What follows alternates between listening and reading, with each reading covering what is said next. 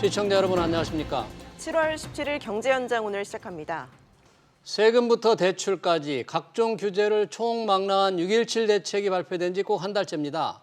청와대는 당정이 그린벨트 해제와 관련된 의견을 정리했다고 밝혔는데요.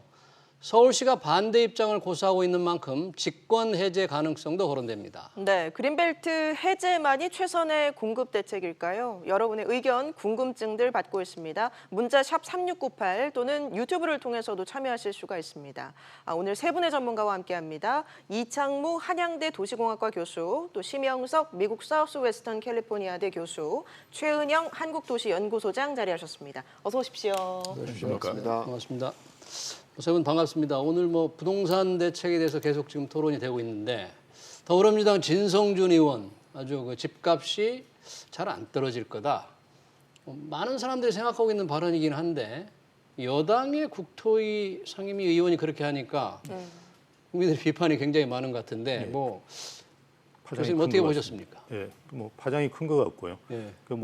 많이 널리 알려진 대로 지금 여당이라든지 국회의원분들, 정부도 마찬가지지만 대략 한 20에서 30% 정도가 다주택자라고 알려져 있으니까요. 아마 저희들보다도 오히려 이 부동산 시장을 잘 이해하고 있을 거라고 저는 생각해요. 그래서 그런 일단 생각들이 표출된 게 아닌가 그렇게 보고 있습니다. 네, 이 진 의원이 집값 하락론자들에 대한 반박이었다라고 해명을 했지만 좀 수습하기에는 역부족인 것 같습니다. 교수님은 어떻게 보셨습니까? 글쎄 감정적으로는 사실은 좀 기분이 안 좋죠.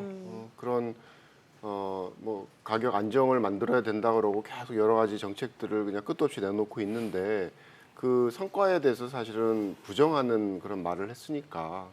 근데 또 돌이켜서 이렇게 생각을 해보면 정부가 그렇게 자신이 있었다 그러면 그게 20번 넘은 대책을 발표를 하겠습니까? 나름대로 어떤 결과에 대해서 사실은 누구도 확신할 수 없는 그런 상황이기 때문에 그냥 가볍게 생각하면 그런 불안감을 얘기한 게 아닌가 그렇게 그냥 넘어갔으면 어떨까 저는 개인적으로 생각합니다. 네. 근데 말의 이제 실수 정도다 이렇게 해서 이렇게 언론이나 SNS나 국민들이 들끓을 정도는 아니지 않느냐. 과도하게 조금 맞고 있다. 이런 억울함이 좀 있겠어요, 진 의원님? 소장님 어떻습니까? 네, 저도 그런 측면 실수라고 생각. 어찌 됐든 좀 과도한 논란의 측면이 있는 것 같고요. 이게 지금 그 정부가 규제를 계속하니까 그러면 집값이 떨어지고 집값이 30% 이상 떨어지면 나라가 망한다 이런 주장을 하고 계시는 분들이 계시거든요. 그런 주장에 대해서 사실은 그만큼 떨어지지는 않을 거다 이런 의미였던 건데 짧은 시간 동안에 약간의 오해가 된 것 같습니다. 제가 보기에는. 네. 그런데 이제 진 의원도 그렇지만 지난번에 이제 김현미 국토교통부 장관이 부동산 정책이 다 작동이 되고 있다. 이런 발언을 함으로써 사실 이 국민들을 이제 굉장히 비판을 많이 받았잖아요.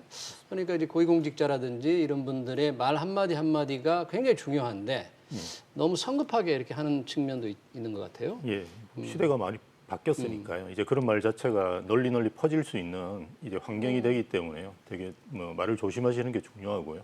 근데 어쨌든 그 말을 조심하는 보다는 제가 판단할 때는 그러니까 정책이라든지 이런 부분에 있어 가지고 그 불안감을 가지고 있는 것들이 자꾸 이제 표출되는 것이 아닌가 이렇게 보입니다. 예. 정부 내부에서도 말이 조금 바뀌고 그러니까, 오락가락하는 그런 그렇죠. 측면을 지적하신 건가요? 그러니까 로드맵 같은 것도 없이 사실은 6.17 대책 같은 것도 한 1주나 2주 정도만 우리가 좀 더 검토하고 발표를 했다 그러면 이제 부작용 같은 걸 상당히 이제 완화할 수 있었을 건데요. 이제 발표해놓고 또 그에 대한 이제 부작용이 생기니까 완화하는 대책을 또 발표하고 이런 식으로 계속 하는 거거든요. 정부의 불안감이 이게 좀 있지 않는가 이렇게 보는 거죠. 네.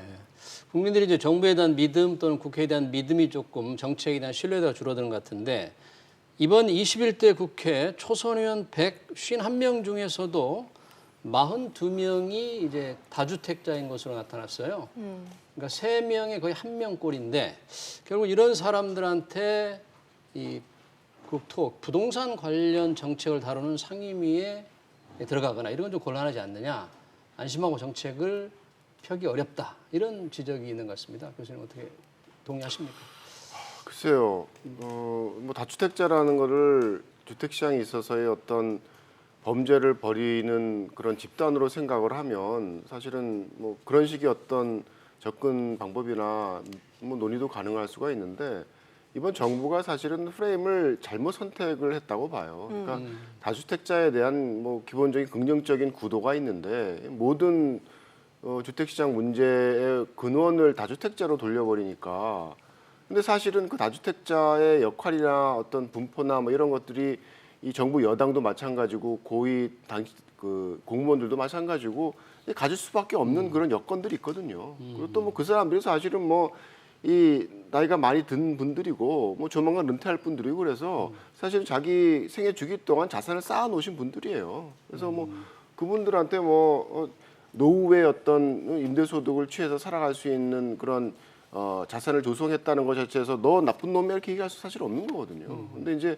그런 프레임으로 국민들을 몰고 가다 보니까 내부에 있는 어쩔 수 없이 우리가 인정하면서 살아갈 수밖에 없는 그런 모습들이 정부 여당과 뭐 정부와 여당 안에 있는 거죠. 그래서 이제 거기에 대한 어떤 그 자기가 그 뭐랄까 씌워놓은 프레임에서 이게 벗어나지를 못하고 발목이 잡힌 겁니까? 네, 정부가 발목이 잡힌 스스로? 거죠. 근데 문제는 뭐냐면 국민들도 그렇고 전문가들도 그렇고 그런 어떤 잘못된 프레임에 들어가서 문제를 이건 문제다라고 얘기하는 거는 바람직하지 못한 방향인 것 같아요. 그러니까 우리가 모두가 그 프레임에서 벗어나려고 노력을 해야죠. 그 안에 들어가서 비난하는 건 저는 바람직한 방향이 아니라고 생각을 합니다. 네. 다주택자들이 지금 국회에 조금 많이 포진해 있기 때문에 이 사람들의 정책을 믿을 수가 없다. 이제 경실련이 그렇게 많이 주장을 했는데 최 소장님은 그 주장이 좀 동의를 하십니까? 저는 뭐 진성준 의원 논란이나 이런 다주택자들이 국회에 많이 포진되어 있다. 반려들의 이런 것들이 결국 이제 정책의 신뢰, 정책의 방향을 믿을 수 있느냐에 관한 질문이라고 생각해요. 결국 이렇게 많은 논란이 벌어지는 것들이 정부가 주택 가격을 안정시킬 의지가 있느냐. 정말로. 그리고 그러니까 이제 어제 진성준 의원 발언은 혹시 아닌 거 아니냐라는 이제 그런 생각이 네. 들킨 거 아니냐 이런 의심들을 하시는데 네. 근데 저는 710 대책이 나오는 거 보면서 정부가 방향은 확실히 정했다고 생각합니다. 그래서 그 주택 가격을 안정시키겠다라는 의지는 사실은 매우 강한 정책으로 뭐 취득세나 양도세, 보유세 모두를 강화시키면서 그런 의지를 강하게 보였기 때문에 그 정부의 속마음을 국민들께서 떠보는 거는 이제 좀 그만하셔도 되지 않을까 하는 저는 생각이 있습니다. 네. 어제 문재인 대통령의 국회 개원 연설이 있었습니다. 주택 공급에 있어서 야당의 목소리를 듣겠다라고 했거든요. 근데 지금 야당 측에서 주장하는 것은 이제 재건축, 재개발 규제 완화를 통해서 공급을 확대하자 이런 걸 지금 주장하고 있는 상황이죠. 그렇죠. 저번 우리 토론에서도 비슷한 이야기가 많이 나왔었는데요. 예. 서울에 집을 공급할 수 있는 방법은 재개발, 재건축을 허용하는 것 외에는 방법이 없습니다. 그래서 지금 뭐 서울에 공급되는 양의 90% 가까이가 정비 사업, 그러니까 재개발, 재건축을 통해서 공급되고 있는데요. 그리고 그 90%를 지금 그냥 두면서 나머지 10%를 가지고 자꾸 하려고 하니까 뭐 그린벨트 해제라는 이런 이야기도 계속 나오는 거거든요. 그래서 지금 용산 정비창 부지 같은 경우도 지금 뭐 용적률을 올려가지고 공급하겠다는 이야기를 하듯이 거기는 원래 국제 업무지구지 않습니까? 그러니까 주거지에서 지금 충분히 할 수 있는 여러 재건축 재개발 사업 단지들이 있는데요. 거기를 이제 뭐 일본 예를 보면 거의 2000%씩 올려가지고 그렇게 하거든요. 그래서 그런 방향으로 가는 게 정답이라고 보죠. 예. 그럼 재건축, 재개발 완화는 지난번에 김현미 장관이 재건축 완화는 절대 안 한다고. 생각하지 않고 있다 이렇게 했는데 그거 외에는 다른 방법이 마땅치 않다는 게 우리 심 교수님 주장인데 우리 이 교수님 어떻게? 근데 뭐 그 대안들은 있죠. 근데 뭐 가장 또 중요한 대안 중에 하나가 뭐 그린벨트를 활용하는 부분이고 그린벨트. 이제 그린벨트 활용에 관련된 논란은 굉장히 오래된 거라서 예. 뭐 좀 이따 다시 또 네. 얘기를 좀 깊이 들어가겠지만 선택할 수 있는 뭐 대안이 1차적으로는 뭐 고용 중심지 주변에 그동안 묶어놨던 재건축, 재개발을 활성화시키는 게 뭐 일차적인 수단이라고 생각을 합니다. 근데 그와 함께 이 고용 중심지 주변에 여전히 훼손되고 이용의 가치가 높은 그린벨트를 활용하는 것도 공급 예. 효과로 보면 가장 크죠. 그러니까 지금 화면에 나가고 있는데 서울 안에서 그린벨트 면적이 서울 전체의 25% 가까이나 되네요. 근데 이게 저희가 이제 그린벨트에서 다 그냥 한꺼번에 얘기를 하는데 예. 사실은 그린벨트의 많은 부분은 그린벨트라는 그런 정책적인 선택이 안 됐어도 보존됐을 산지고요. 실제로 뭐 평지 위에 농지로 쓰거나 뭐 가용한 그런 토지의 면적은 사실 그보다는 적죠. 그래서 주택을 지을 수 있는 공간은 저거보다 네네네. 어느 정도나 될까요? 글쎄요, 제가 그 지금 숫자를 갖고 있지는 않은데 뭐 어쨌든 지난번 보금자리 주택을 하면서 강남권에 공급됐던 그 주택에 해당되는 면적이 한 제가 알기로 한 7제곱킬로미터 정도 됐던 걸로 기억을 해요. 네. 그래서 사실은 이게 뭐 인위적인 그런 제도적인 선이기 때문에 그 그린벨트 적합성에 대한 부분을 정말 다시 재고를 한다 그러면 뭐 원하는 수준은 아닐지라도 뭐 충분한 정도의 택지의 공급은 가능할 거라고 생각을 합니다. 근데 그린벨트에 대해서는 환경 문제라든지 또는 뭐 교통 문제라든지 도시 자체가 기형적으로 좀 넓어지는 문제라 이런 것 때문에 반대 의견도 굉장히 만만치가 않잖아요. 이제 공급 확대를 위해서 정부는 그린벨트 해제하는 쪽으로 좀 기운 것 같긴 한데 최 소장님은 어떻게 찬성하십니까? 반대하십니까? 네, 일단 말씀드리기에 앞서서 신 교수님의 말씀에 약간 숫자를 수정을 해야 될 것 같은데 네. 재개발 재건축에 의해 정비 사업에 의해서 공급되는 주택의 물량이 한 약 50% 정도 되죠. 서울에 신규로 4, 5만 호 정도 공급되면 제가 말씀드린 2만 호 아파트입니다. 정도, 2만 호 정도이고요. 나머지들은 사실은 다른 방식을 통해서도 공급되는 것이고요. 재개발 재건축은 사실은 있던 집을 없애고 다시 짓는 거기 때문에 신규 주택 공급 물량이 그렇게 많지 않을 수도 있습니다. 경우에 따라서는 그런 점에서 이게 무슨 만병통치약은 아니고요. 재개발 재건축 규제를 완화한다라는 것은 그리고 이제 그린벨트 같은 잠깐만요. 경우에는 그러니까 재개발 그린벨트는 조금 이따 얘기하고 재개발 재건축에서 우리 소장님은 그걸로 해서 예. 신규로 늘어나는 게 많지 않다. 그렇죠. 네. 이제 일반 네, 공급부는 네. 이제 30% 정도고요. 제가 네. 아까 말씀드린 거의 80% 이상 되는 물량이 서울에서 공급되는 게 이제 아파트를 말씀을 드리는 거고요. 재개발 재건축 뭐 소장님 말씀하신 거 맞습니다. 그리고 그 아파트만 공급되는 게 아니니까요. 단독 연립이라는 이런 것도 다 공급되니까요. 그런 거에 치면 뭐 말씀하시는 게 통계가 맞고요.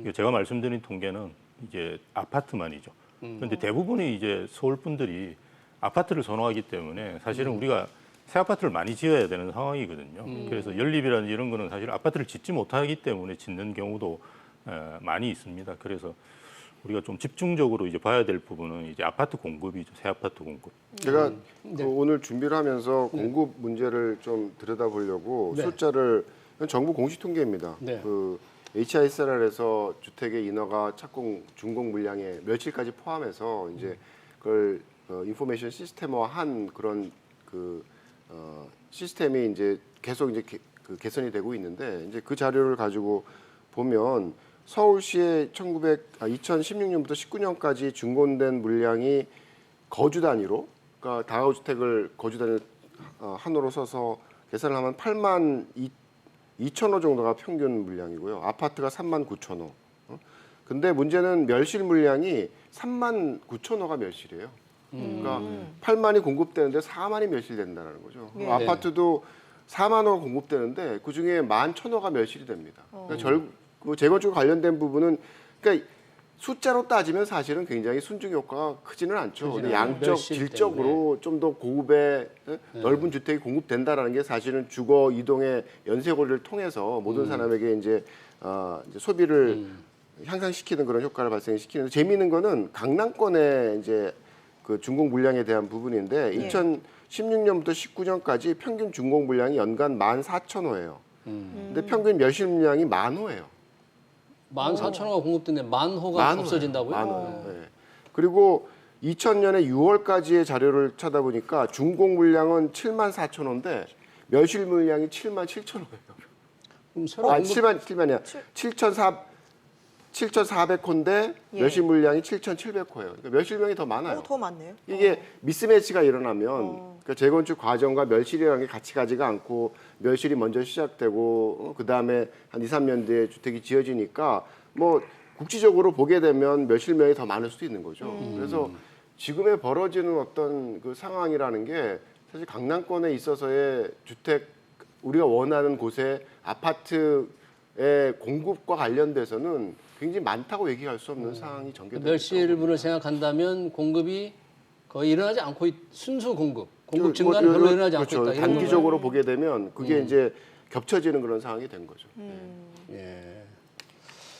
그런데 예. 그런 지금 우리나라에서 뭐 평당 1억을 호가하는 아파트들이 다 뭡니까? 신축으로 재개발 재건축을 통해서 공급되는 아파트들이거든요. 그러니까 그러면 재개발 재건축을 통해서 주택을 공급하면 주택 가격이 안정될 것이라는 말이 얼마나 허황되는지를 보여준다고 하는데요. 네, 신규 주택 공급은 결국 주택 가격을 전반적으로 상승시킬 수밖에 없거든요.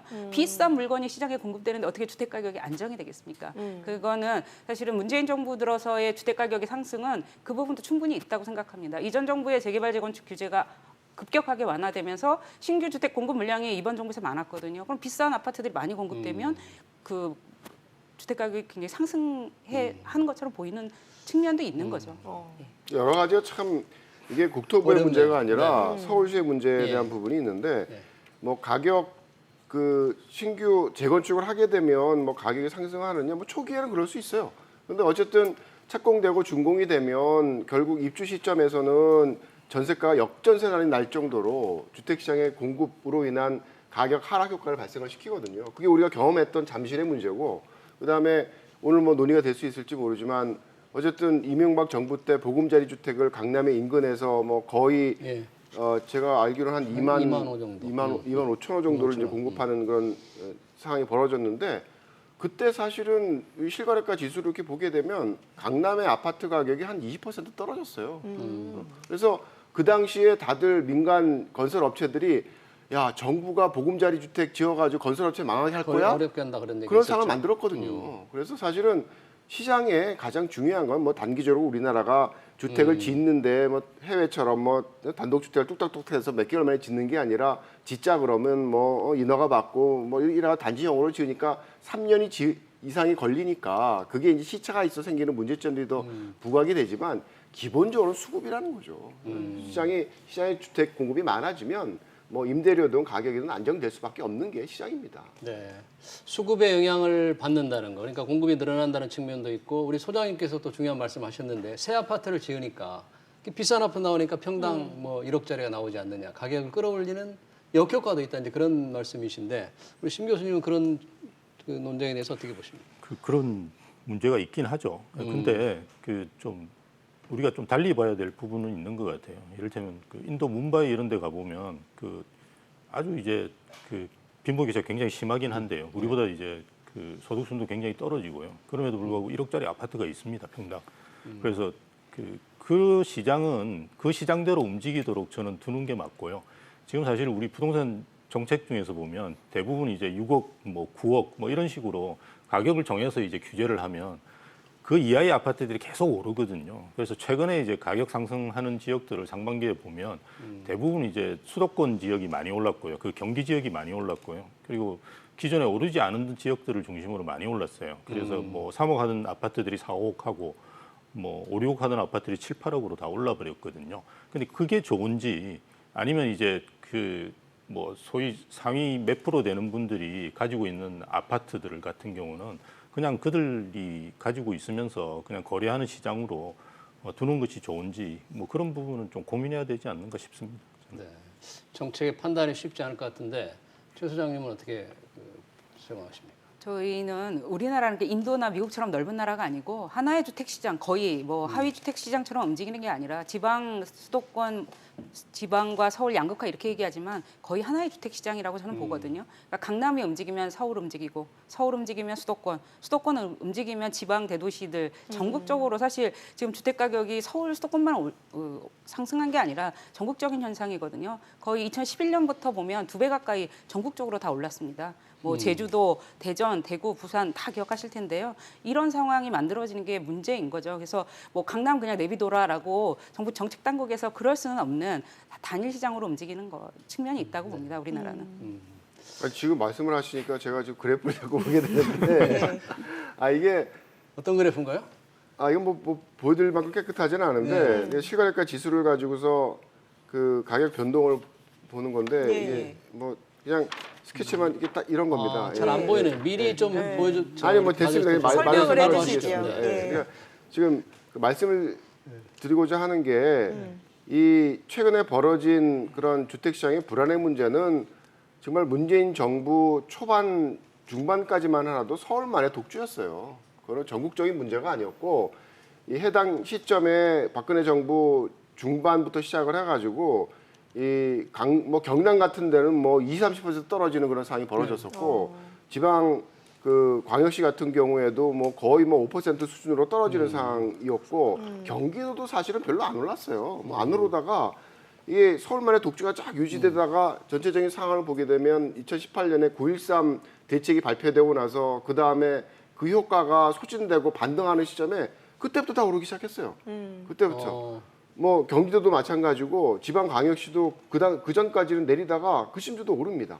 경남도 마찬가지. 경남도 그 이후에 오르기 시작해요. 그래서 이게 상당히 어떤 최근 10년간의 그런 문제가 아니라 굉장히 단기적인 그런 시장에 어떻게 보면 진 의원이 얘기했던 것처럼 굉장히 불안한 그런 패닉 상태 시장을 만들어 버린 게 최근의 모습이에요. 정부 정책이 오히려 시장을 그렇게 불안하게 만들었다. 뭐 그런 뭐 저는 뜻인가요? 개인적으로는 그렇게 생각을 하죠. 뭐 그거를 여기서 증명해라 그럼 뭐 사실 뭐 증명해 증명할 수 주셔야 될 있는 것 같은데. 아니, 지금 할 수는 없지만 예, 2017년 이전 한 30년 동안 보면요, 그 강남이 대략 한 5% 정도 올라요, 평균적으로.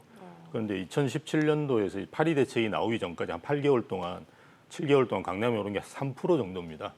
근데 그때 정부가 정책이 딱 들어가면서부터 강남이 오르기 시작했어요. 그건 뭐 통계를 보시면 정확하게 알 수가 있습니다. 그래서 사실은 시장이 굉장히 안정적으로 가고 있는 거를 정부에서 건드린 거예요.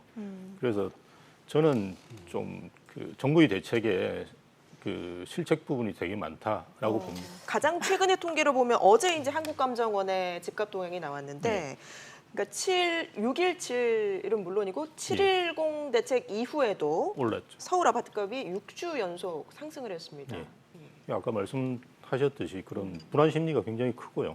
밀레니얼들이라고 말씀하시는 그 20대 초반에서 이제 40대 초반, 20대 후반에서 40대 초반의 분들이 최근에는 거의 뭐 영끌이라는 말까지 쓰면서 지금 막 그 집을 사시는 경향이에요. 영끌, 영혼까지 영혼까지 끌어모아가지고 집을 사는 무리해서 정도. 집을 사는. 그래서 그 물어보면 대부분의 분들이 이야기하시는 게 불안하다는 거예요. 그러니까 지금 못 사면 영원히 집을 못 살 것 같다라는 심정을 가지고 집을 산다고 하는 거거든요. 그래서 그럼 왜 그렇게 됐냐를 우리가 좀 생각해 볼 필요가 있지 않습니까? 그래서 대부분은 이제 정부의 정책 잘못이 크죠. 근데 시장이 좀 안정적으로 가고 있었는데 정부가 건드린 것이다. 우리 신 교수님 예. 그런 말씀을 하시니까 상당히 정부로서도 이게 좀 불편할 것 같은데 최 소장님 이 말에 동의하십니까? 아니요, 전혀 동의하지 동의 안 않습니다. 하십니까? 저는 근본적인 원인은 사실은 박근혜 정부가 이 단초를 제공했다고 생각합니다. 투기라는 야수를 풀어놨다고 어떤 교수님은 표현하시더라고요. 이 투기라는 야수를 우리 안에서 풀어놓으면 이게 쉽게 다시 잡히기가 쉽지 않은 건데 2014년 말에 연말에 부동산 3법이라고 하면서 분양가 상한제 같은 걸 다 재건축 초과이익 환수제도 유예하고 하는 조치들을 취하면서 그 이후로 2014년 이후로 사실 주택 가격이 상승했거든요. 이게 문재인 정부의 주택 정책 실패에서 이런 전국적인 주택 가격 상승이 야기했다기보다는 일단 근본적인 원인은 저는 거기서 발생했다고 봅니다. 그러니까 분양가 상한제라는 게 우리나라의 아무리 비싼 아파트도 강남도 4천만 원 이상은 분양 못한다라는 거였는데 지금 그게 딱 무너지니까 뭐 6천, 7천 이렇게 분양하잖아요. 다른 지역에서도 이런 고삐를 풀어놓으니까 이런 현상들이 이런 뭐 고분양가는 사실 서울 강남에만 있는 게 아니에요.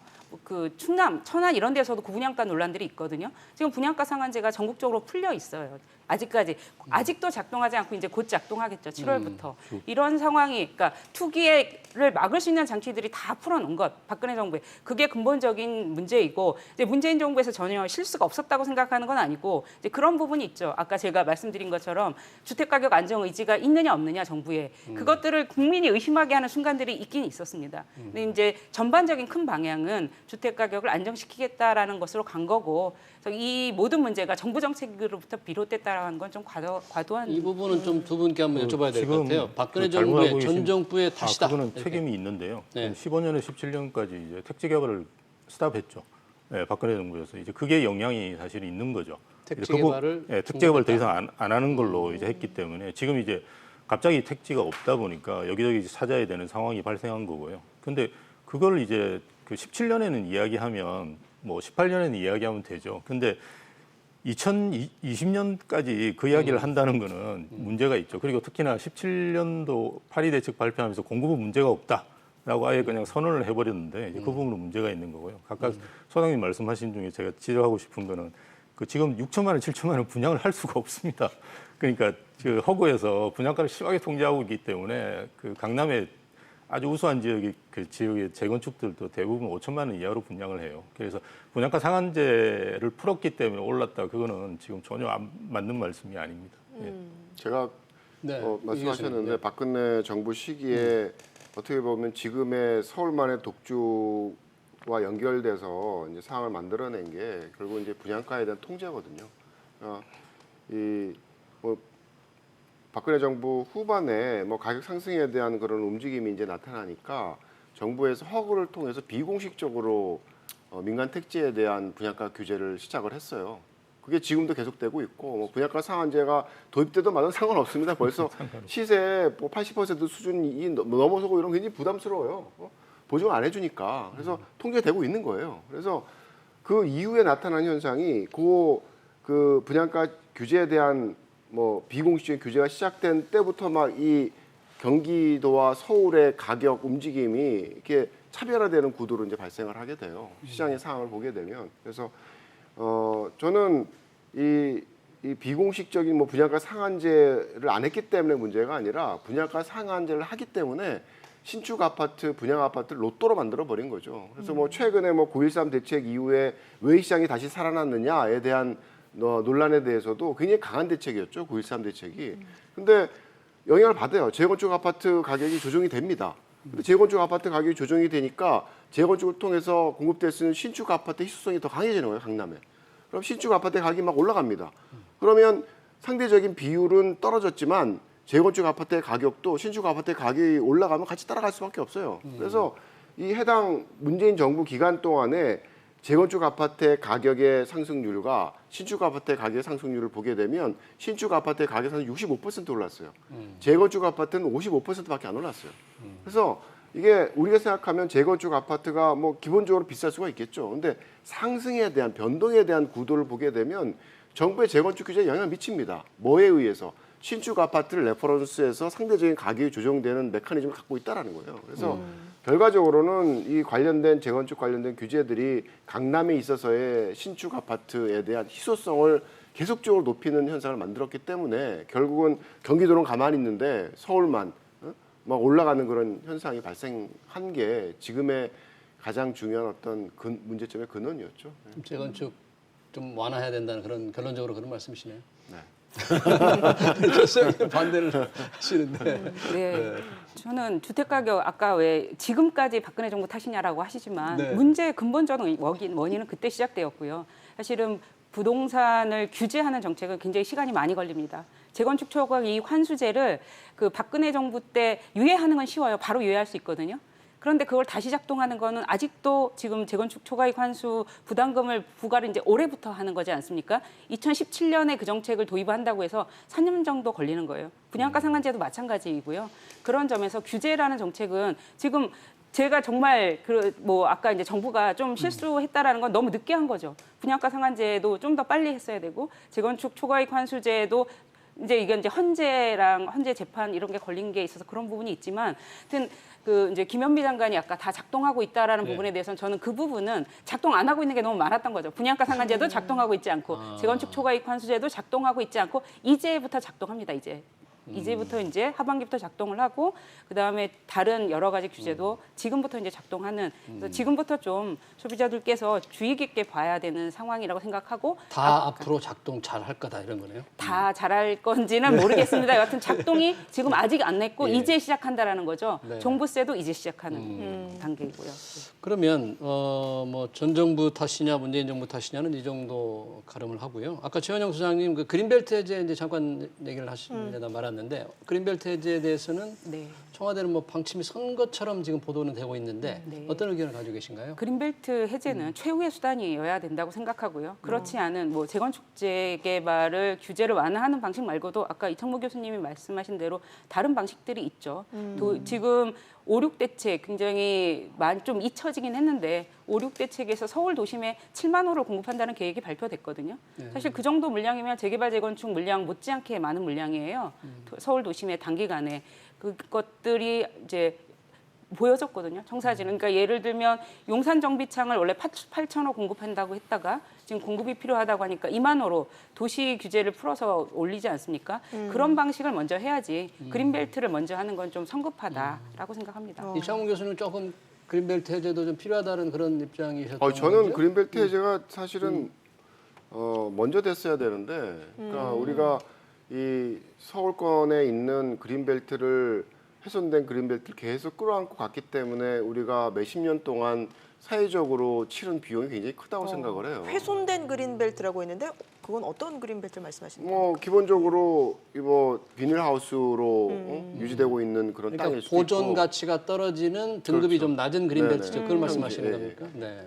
뭐 예를 들자면 지금 과천에 뭐 신도시나 택지개발지구가 이루어지고 있던 그런 땅들이죠. 이제 그런 땅들이 예를 들어서 20년 전에 개발됐으면 뭐 지금 저쪽에 용인, 동백 이런 데 개발하지 않았어도 되는 상황이 되거든요. 그러니까 결국은 이 그린벨트라는 게 도시의 무질서한 확산을 방지하기 위해서 쳐진 그런 제도적인 틀인데 결과적으로 그린벨트 때문에 훨씬 더 도시 개발이 비지적으로 막 확산이 되는 그런 결과를 만들어내서 예. 그 부담이라는 것을 많은 사람들이 이 통근 시간과 환경적인 오염 이런 것을 발생을 시키면서 살아가게 되는 서울 대도시권을 만들어 버린 거죠. 그래서 이제 그게 가장 근본적인 저의 인식이고, 뭐 요번에 어쨌든 그 위치 자체가 사람들이 선호하는 그런 고용 중심지 주변에 여유가 있는 땅들이 있으니까 예. 그 그린벨트 훼손된 땅을 공급 확대를 위해서 활용하는 거는 저는 굉장히 좋은 시점이라고 생각을 해요. 지금 뭐 활용 가능한 구체적인 지역까지 거론이 되고 있는 상황인데 교수님께서는 뭐 어떤 지역 예상하십니까? 뭐 대부분 아마 서울 남부 쪽이 되지 않을까라고 생각은 하고요. 왜냐하면 그쪽이 이제 수요가 제일 많으니까요. 근데 아까 이창무 교수님 말씀하셨듯이 이 훼손된 그린벨트는 뭐 저는 뭐 할 필요가 있다고 봐요. 근데 기본적으로 이제 또 우리가 그린벨트를 지정한 목적이 여러 가지가 있는데요. 그 중에 하나가 이제 그 런던도 마찬가지지만 서울 이렇게 접경 지역을 이렇게 그린벨트로 묶는 거거든요. 그건 이제 도시가 커지는 걸 막기 위해서 사실 하는 측면도 있어요. 그래서 만약 이제 그린벨트를 적극적으로 해제를 한다 그러면 만약 그렇게 될 경우에는 이제 서울 지역이 이제 커져가지고 나머지 지역들까지 서로가 되는 뭐 사실은 판교라든지 하남 뭐 이런 쪽은 거의 서울이라고 이야기하지 않습니까? 그래서 그런 문제가 발생하는 부분을 어떻게 할지 이런 것도 저는 선행적으로 고민을 해야 된다고 생각하고요. 그리고 우리가 가지고 있는 그린벨트 중에 상당 부분이 그 군사 보호구역입니다. 제일 큰 게 DMZ라고 제가 알고 있는데요. 그래서 최근에 뭐 김현미 장관이 국토부 장관 만났다고, 그 국방장관 만났다고 정경도 제가 국방장관을 들었는데요. 만났죠. 예. 오죽 답답했으면 만났겠습니까만은 이거는 사실 군사적 목적으로 그냥 보존해야 되는 부분, 우리 국방하고 관련된 부분인데 그걸 이제 그 주택 공급하고 연결시킨다는 것은 굉장히 위험한 생각이라고 보고요. 또 이게 시간이 많이 걸립니다. 그 그린벨트를 푸는 절차부터 시작해서 나중에 수용 보상 뭐 이런 까지 걸리는 시간을 고려해 본다 그러면 오히려 사이클상 집값이 떨어질 때 입주할 가능성도 있어요. 그러니까 이건 저는 별로 그렇게 바람직한 거라고 생각 안 하고요. 대신에 이제 훼손된 부분을 일정 부분 활용하는 것은 필요하지 않나 생각합니다. 일반적으로는 그린벨트 해제에 대해서 심 교수님도 좀 반대 의견을 가지고 계시네요. 예, 저도 저희 세 분의 전반적이고. 패널은 한 분만 조금 적극적이고 두 분은 반대를 하는데 서울시가 반대해도 정부가 이거 직권으로 할 수 있는 거죠? 네, 뭐 규모에 따라서 뭐 크게 하면 아마 할 수 있는 걸로 제가 알고 있고요. 네.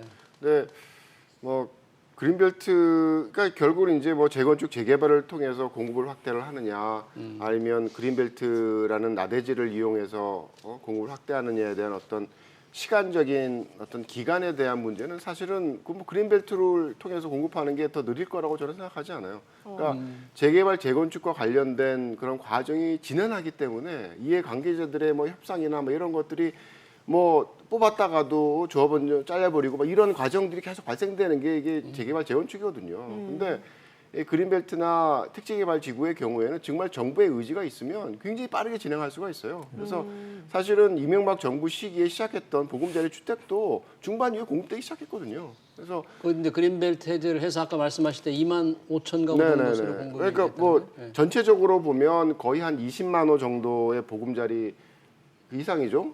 보금자리 주택 공급이 되는데 강남권에 아까 얘기했던 뭐 세곡, 내곡 뭐 이런 서초와 그 강남구에 있는 땅들만 가지고서 공급한 보금자리 주택이 한 2만 5천 호 정도 된다는 얘기죠. 나온 김에 MB 정부 때 상대적으로 부동산 가격이 안정됐잖아요. 예. 그런데 이 교수님 말씀하신 대로 그 보금자리 주택, 그린벨트 해제를 해서 보금자리 주택을 공급한 것도 어떤 공급 확대 정책이 효과를 냈다고 볼 수 있습니까? 아니면 당시에 글로벌 금융 위기 때 경제가 너무 어려워서 아니요. 그냥 집값이 잡혔다고 해야 될까요? 글로벌 그 금융 위기는 예. 2008년에 시작해서 사실은 우리나라가 위기가 생기면 빨리 극복을 해요.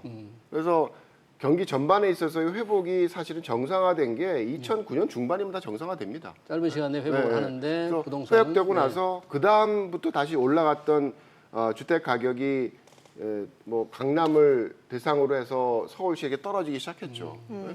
그 시기가 사실은 입주 시점도 아니고 사실 이 보금자리 주택에 대한 그런 사람들의 믿음이나 뭐 이런 것들이 이제 시작이 되고 상대적으로 좋은 위치에 싼 가격으로 분양이 되니까 뭐 사람들의 입장에서는 다른 쪽으로의 어떤 눈을 안 돌리는 거죠. 뭐 그런 구도 속에서 전 공부에 대한 믿음이 형성이 되기 시작하고 뭐 착공되고 입주되고 이러면서 그 이후 뭐 거의 한 4, 5년을 계속 하락세를 지속을 한 거죠. 그래서 2003년 중반, 2004년까지 사실 박근혜 정부 들어서는 그 시점에 있어서는 모두가 하우스푸어 문제 때문에 집값 떨어져서 난리였거든요. 집을 못 팔아서. 네?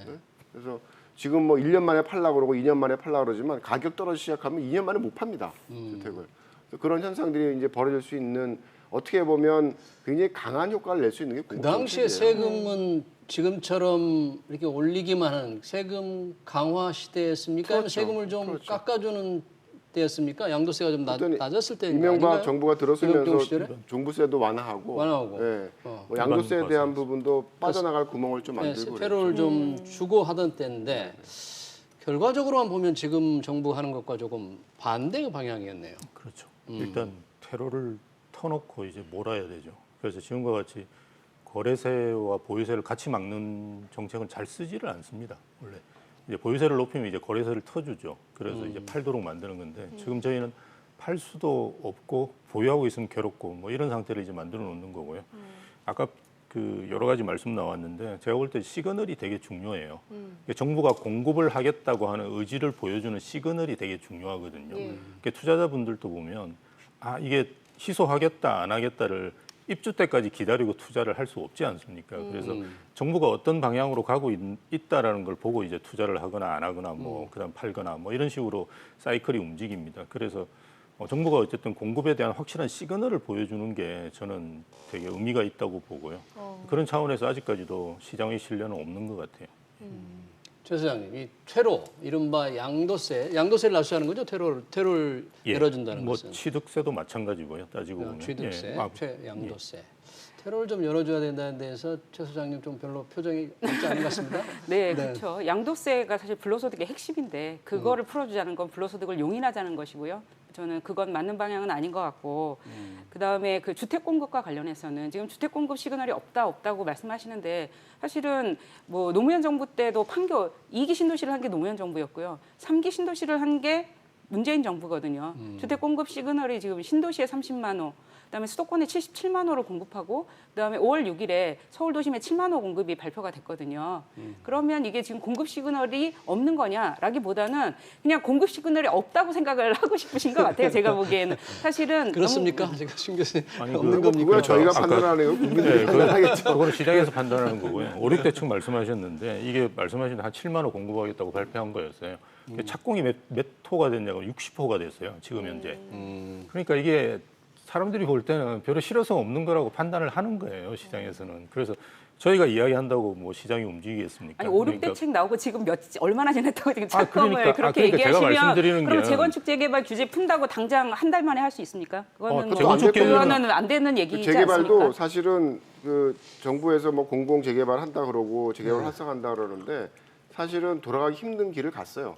그래서 그 서울시에서 2013년 전후에서 그 재개발 구역을 400개를 해제를 시켜버렸거든요. 근데 그 다음에 지금 나타나는 현상들이 보면 해제된 구역의 개별 필지별로 다세대 다가구 건축이 굉장히 늘었어요. 그래서 지금은 다시 묶어서 아파트 지을 수 있는 재개발 사업을 한다 그래도 뭉쳐지고 조건을 만족시킬 수가 없어요. 그래서 이게 그런 것도 하나의 불가역적인 어떤 도시의 물리적인 현상입니다. 한번 묶어두고서 아파트를 지어야 될 곳들을 풀어버리니까 하나하나 따로따로 막 다세대 주택을 지어가지고 지금 문제가 다세대 주택이나 이 멸실량이 엄청나게 늘어나는 게 또 문제예요. 그래서 하여튼 여러 가지가 좀 답답합니다. 그러니까 공급 확대 시그널을 주고는 있는데 시장이 그 신호를 제대로 받아들이지 않는다. 뭐 이런 지적 같습니다. 그런 측면도 분명히 있다는 네. 거죠. 그리고 서울 도심에서 7만 호 공급은 이제 안 될 거라고 말씀하시잖아요. 근데 저는 그 5, 6대책은 확실하게 좀 부지 같은 것들이 있었고요. 용산 정비창 8만 호, 8천 호가 그때 발표됐는데요. 이것들을 2만 호로 공급하고 그런 것들은 가시적인 물리적인 공간이 사이트가 딱 있었던 것들이거든요. 그래서 무조건 공급이 안 될 것이다 서울에 그런 것들은 좀 섣부른 판단이라고 생각이 됩니다. 네. 제가 공급과 관련돼 가지고 그 제 제자가 역세권 청년 주택에 대해서 관심을 가지고서 사업을 막 하려고 그러는데 언뜻 보면 굉장히 좋아요. 용적률 엄청 주고 역세권에. 근데 이 공공이 개입해서 서울시가 개입을 하니까 온갖 것을 다 뜯어가려고 한다는 거예요. 그 친구의 표현으로는. 그래서 사업이 안 된다는 거예요. 그래서 그러니까 안 하는 게 낫다라는 거죠. 안 하는 게 낫다. 그래서 여러 가지 어떤 시장에서 벌어지는 일들에 대해서 뭐 공공이 막 소나기에서 주무르면서 이렇게 공부를 만들어낸다라는 어떤 시도는 사실 이렇게 성공하기 쉽지 않습니다. 그리고 대부분 시장에서 원하는 건 분양주택이거든요. 근데 지금 정부에서 공급하는 것이 상당 부분은 임대주택입니다. 그래서 용산 정비창 부지도 아마 많은 임대주택을 넣을 가능성이 높고요. 사실 시장은 원하지 않아요, 그걸. 네. 그거는 모든 분들이 그럼 자가만 원하신다고 하는 건데 서울에는 훨씬 새 들어 사시는 분들이 더 많아요. 서울의 자가 점유율은 전국에서 제일 낮은 거고요. 그럼 모든 사람이 자가를 원하면 왜 서울에는 42%밖에 자가에 안 사시겠습니까? 너무 비싸서 못 사시는 거거든요. 그런 것들을 좀 고려해서 그럼 이제 분양주택도 필요하고 임대주택도 필요한 거지. 다주택자가 필요하죠. 네, 뭐 저는 뭐 그 다주택자. 부분은 다주택자도 필요하고 일주택자라고 투기꾼이 아닌 것도 다주택자 아니고 세금 뭐 그렇게 많아서 생각합니다. 힘듭니다. 네. 다주택자 되기가. 뭐 다주택자 말씀하셨고 임대 세입자를 얘기했는데 지금 임대차 3법이 뭐 네. 김태년 원내대표가 이번 7월에 반드시 통과시키겠다 그러는데 그 부작용으로 지금 전세값이 막 폭등을 하고 있다는데 이 부작용은 일시적으로 그냥 우리가 감내해야 될 건지 아니면 이런 정말 이게 문제가 심각하다고 봐야 되는 건지 소장님 어떻게 보셨어요? 저는 사실은 2019년 11월에 그 임대차 3법을 한 2020년쯤에 할 거라고 정부가 발표했을 때 사실 저도 좀 안 믿었거든요. 설마 나중에 한다라는 거는 사실 믿기 힘들잖아요. 지금 정권 출범하면서 2017년에 한 2020년에 생각해 볼게 이렇게 얘기한 것이었기 때문에 할 의지가 있나 없는지를 의심했는데 결국은 그 로드맵에 맞춰서 지금 2020년에 하고 있고요. 그다음에 임대차 3법은 도입될 것으로 예정이 되어 있고 그리고 그 부작용을 막기 위한 입법 장치들이 있죠. 그러니까 갱신하는 계약에만 하는 게 아니라 기존 계약에도 이제 승계를 해서 상승률을 제한하는 방식으로 정부가 고민을 하고 있는 것 같은데요. 정부가 그 부작용을 막을 수 있는 걸 충분히 고민하고 있으리라고 생각을 하고요. 아까도 말씀드렸지만 서울같이 주택 가격이 높은 곳은 세입자가 훨씬 많거든요. 세입자 보호 정책이 굉장히 우선시 되어야 할 것이라고 생각합니다. 지금 서울의 전셋값이 55주째 고공행진을 이어가고 있는데 특히 이번 대책이 발표된 이후에 예. 오름폭이 더 커졌습니다. 예. 임대차 또다시 3법. 예, 뭐 위헌 논란이 있긴 한데요. 어쨌든 그 이전 계약까지도 이제 하겠다는 게 정부 입장인 것 같고요. 기존 계약. 그래서 지금 이제 법이 통과되기 전에 그 전세 계약을 하시는 분은 로또고요. 그 이후에 하시는 분은 이제 쪽박이 되겠죠. 뭐 하여튼 또 다른 로또가 저는 발생하고 있다고 보고요. 그런데 어쨌든 뭐 저는 그 지금까지 정부의 부동산 정책은 다 반대했는데요. 임대차 3법은 저는 찬성하는 편입니다. 그래서 원래 이거는 뭐 그 해외도 다 선진국에 있는 거고요. 그래서 계약갱신 청구권이 어떻게 보면 핵심인데요. 뭐 이거는 저는 뭐 도입하는 거 문제가 없는데 물론 로드맵이 있긴 있었어요. 2020년에 한다는 말이 있긴 있었는데 지금과 같이 이제 전세 가격이 계속 오르는 시점에서 해야 되느냐라는 좀 의문은 생기고요. 그리고 이제 그 소급 적용이라든지 이런 데 따른 문제점, 그리고 뭐 소급 적용이라는 게 이제 기존 지금 계약에 또 적용한다 그런 거죠. 그렇죠. 지금 계약 그러니까 그 법이 제정되고 난 이후에 새로 하는 그 게 전세 계약부터 적용이 되는 거죠. 그냥 예. 바로. 그럼 이제 그걸 이제 소급 적용이라고 하는 이야기고요. 그건 굉장히 그 반대가 많은 것 같은데요. 아마 소송 많이 들어갈 것 같아요. 그런데 뭐 이 정부에서는 해결은 나지는 않을 거고요. 뭐 다음 정부에서 뭐 법원에서 판단할 문제인 것 같고요. 근데 어쨌든 뭐 저는 임대차 3법은 언젠가는 도입해야 되는 부분이기 때문에 뭐 도입하는 건 큰 문제가 없는데 뭐 지금과 같이 이런 식으로 도입하는 거는 좀 문제가 있고요. 근데 궁극적으로 보면 어쨌든 그 보유하면서 가지고 있는 그런 뭐 집주인이 느끼는 불이익들은 어차피 임차인한테 전가되기 마련이거든요. 그래서 뭐 지금 단순하게 일어나는 건 전세가 없어지고 있고 우리나라는 순수 월세는 없으니까요, 대부분. 그래서 보증부 월세로 이제 대부분 돌릴 가능성이 높고요. 뭐 기준금리가 0.5%인데 지금 전월세 전환율이 한 5% 되니까요. 뭐 당연히 이제 집주인은 이제 그럴 의도가 있는 거고요. 그리고 아마 지금 상태에서도 수선미 같은 거는 아마 그 공제 가능할 겁니다. 그래서 어떤 그런 특약 사항들이 이제 많이 들어갈 거고요. 수선 충당금 말씀하신가요? 수선비? 수선 충당금은 뭐 좀 다른 따로, 이야기고요. 수선비. 어쨌든 우리가 나중에 이제 집을 험하게 썼을 경우에는 그 부분을 네. 이제 수선을 해주고 나가야 되지 않습니까? 원상복구 의무가 있거든요. 예. 그래서 그런 부분을 이제 특약 사항으로 넣어가지고 연 단위 또는 심하면 월 단위로 책정할 가능성도 있고요. 제가 알기로는 법적으로 그러니까 큰 문제가 세입자한테 없는 걸로 알고 각종 있습니다. 부담을 떠넘긴다 그런 예, 말씀이시죠? 그거는 뭐 저희 나라만 아니 우리나라만 아니고요. 뭐 대부분의 나라에서 이제 초창기에 일어났던 일이고요. 그런 식으로 이제 전가되는 부분도 생기고요. 이도저도 안 되면 이제 임용 계약이 굉장히 난무하겠죠. 왜냐하면 어쨌든 전세는 엄청나게 줄어들고 이걸 원하는 분들은 많을 거니까요. 그러니까 집주인들이 이제 세입자를 이제 스크리닝하는 게 이제 늘어나겠죠. 예, 세입자 그리고 면접을 보겠네요. 예, 뭐 그런 이야기도 이제 네. 나오는데요. 그 실제로 외국에는 그 주택임대관리업체들이 그런 거 철저히 합니다. 그래서 그 뭡니까 재직 증명서 이런 것도 다 받아보고요. 왜냐하면 이제 오래 사셔야 되기 때문에 예, 집을 이제 문제 있게 쓰는 분들은 이제 처음부터 들리려고 안 하죠. 예, 이제 그런 일들이 벌어지겠죠. 예. 이 교수님은 이 전월세 상한제 같은 경우 5%로 딱 정해놓으면 제가 늘 그런 걱정이 있더라고요. 안 올려도 되는데 계속 5%씩 올리면 어떻게 되나.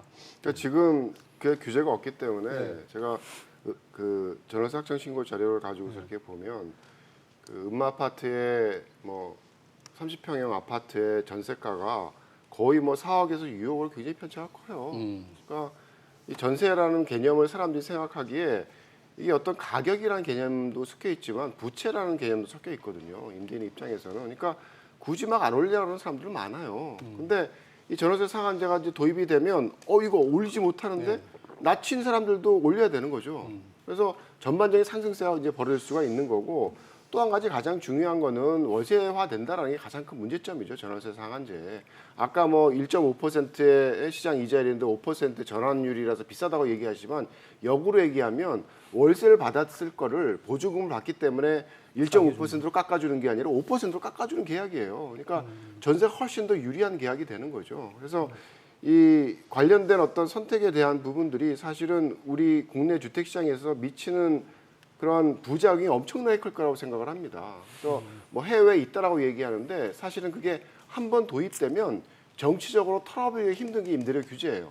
그래서 모든 선진국에 다 있다 그러는데 중요한 도시들에 있죠. 중요한 도시들에 있고 그래서 나름대로 그 임대료 규제가 갖고 있는 문제점을 해결하기 위해서 계속 변신을 하거든요. 그래서 초기에는 그냥 그대로 얼마 받아라고 하다가 그 다음에 이제 그게 임대주택의 공급을 줄이고 막 슬럼화되고 막 이런 현상들이 발생을 하니까 그래 그럼 시장 가격이나 혹은 물가 수준만큼 올려줄게. 근데 공공이 통제라면 그게 시장 시세를 못 쫓아가죠. 그러니까 여전히 공급이 부족한 상황이 돼요. 그러니까 그래 그러면 좀 약하게 해서 그냥 기존 임대인이 유지될 때는 일정한 비율로 올리다가 정해진 비율로 올리다가 새로 임차인이 바뀌면 시세를 받게 해줄게. 그게 3세대 임대료예요.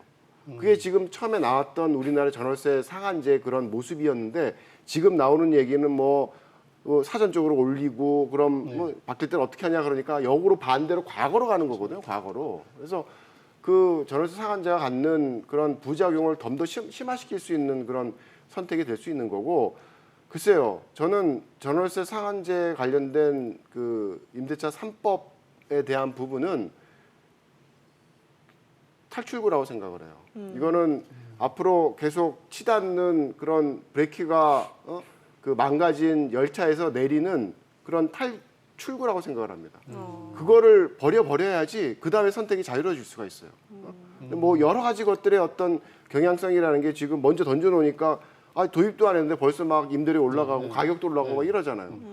근데 그 정부에 대한 어떤 규제에 대한 부분, 거기에 대한 부작용에 대한 부분에 대해서 다시 또 원상태로 돌아가게 되면 여유가 생기는 거죠. 그래서 알겠습니다. 예. 마지막으로 최은영 소장님, 뭐 덧붙이실 말씀 있으십니까? 네, 그 세입자 보호는 우리나라에서 지금 사실 너무 세입자가 시장에 그냥 그 내동댕이 쳐져 있다시피 했거든요. 보호 장치가 거의 없이. 그래서 임대차 3법이 이번에는 확실히 도입되기를 기대해 봅니다. 알겠습니다. 오늘 세 분의 말씀 여기까지 듣도록 하겠습니다. 지금까지 이창무 한양대 도시공학과 교수, 심영석 미국 사우스웨스턴 캘리포니아대 교수, 최은영 한국도시연구소장과 함께했습니다. 고맙습니다. 고맙습니다. 고맙습니다. 수고하셨습니다.